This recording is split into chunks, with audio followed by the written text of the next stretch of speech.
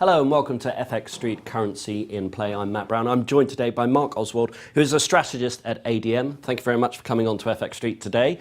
Let's have a look at the trends in the market, starting off with the Bank of England yesterday. Cable extended post B of E upsurge hits highest level since July 2016. Onwards and upwards for the pound? I think certainly given that we seem to be getting more and more behind the idea that the Bank of England may raise rates in November, there's probably some more upside, particularly if we maintain this break of the 50% retrace of that down move that we've had. So from 155 down to 118. That 50% retrace level is 134.29, which we're trading firmly above this morning. So it gives some further upside. However, it is well worth noting that the sort of squeeze that we saw earlier in the year is probably not going to be quite materialise in quite the same way, simply because the short position in sterling is relatively modest. It'll be interesting this evening when we get the commitment of traders data from the CFTC to see how much was already unwound in reaction to those higher than expected CPI numbers. That data will include up till Tuesday, so there will be some evidence of that. So yes, there's probably some further upside. However, one does have to bear in mind that if the Bank of England does raise rates in November, it will be a somewhat defensive move, in contrast to, say, the Bank of Canada, where inflation is still very well behaved. You know, this is reactive. It's because inflation is going above target or expected to go above target in October. So you then start to wonder about, well, we've still got very low, we've still got very negative real interest rates in here in the UK. So unless the Bank of England signals it's really willing to push on after November, then perhaps this rally in sterling may be proved to be short-lived, particularly if we get any adverse Brexit-related news. Understood.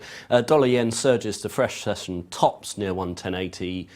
US retail sales later on today. Obviously, we've got North Korea firing another ballistic missile over Japan, but it feels the markets seems to be absorbing it a lot better now. Indeed. I mean, the reaction was extraordinarily short-lived. Whether that proves to be correct in the end, but I suppose that the simple message is, unless something actually happens, as opposed to something threatening to happen, markets will probably ignore it at the moment. And markets are obviously very much focused on those US retail sales numbers. They should be pretty robust, particularly at the core level. You're looking at something like, if the correct forecast of 0.3% month-on-month is correct, a 4.2% 3-month annualized rate of retail sales, which is very solid, even if at the headline level auto sales are a bit of a drag. So we are in a rather more positive environment for the dollar, and if the industrial production numbers that come out later, particularly manufacturing output, prove to be as robust as the manufacturing ISMs suggested, then markets will gradually have to think about the fact that not only is the Fed likely to trigger balance sheet reduction next week as of October, but it's also likely to be on course for another rate hike in December, particularly given that financial conditions, all the financial conditions indices have, they're signaling that financial conditions are really very, very easy, despite having had 3 rate hikes since last December. Understood. And finally, well, speaking of potential instability in banks, China, good chance of bouts of instability in banks and shadow credit. This according to an analyst at Westpac. Yes, I think what we've seen this week with China, first of all, we had the news at the beginning of the week that they were starting to ease up on some of the measures to to stop banks selling the yuan forward. They've successfully managed to manipulate the yuan back higher.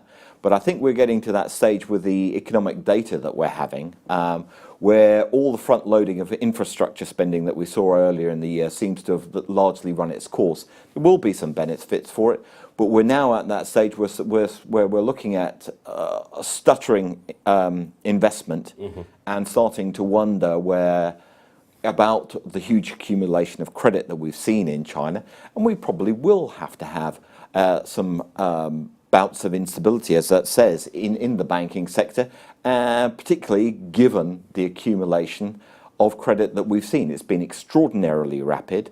A lot of it's been accumulated in sectors where there's a lot of overcapacity. And as much as the economy clearly is transitioning, one can see it particularly in the strength of things like solar, the tech sector. There are these other sectors that are old world, what someone might call it heavy industry sectors, which are overburdened with debt. And there will have to be some resolution of that for the Chinese economy to move forward. Understood. And lastly, just looking at the calendar for the day, key one is retail sales, but as you mentioned as well, industrial production. So we'll look out for that. Indeed. Fantastic. Marc, thank you very much for joining us today.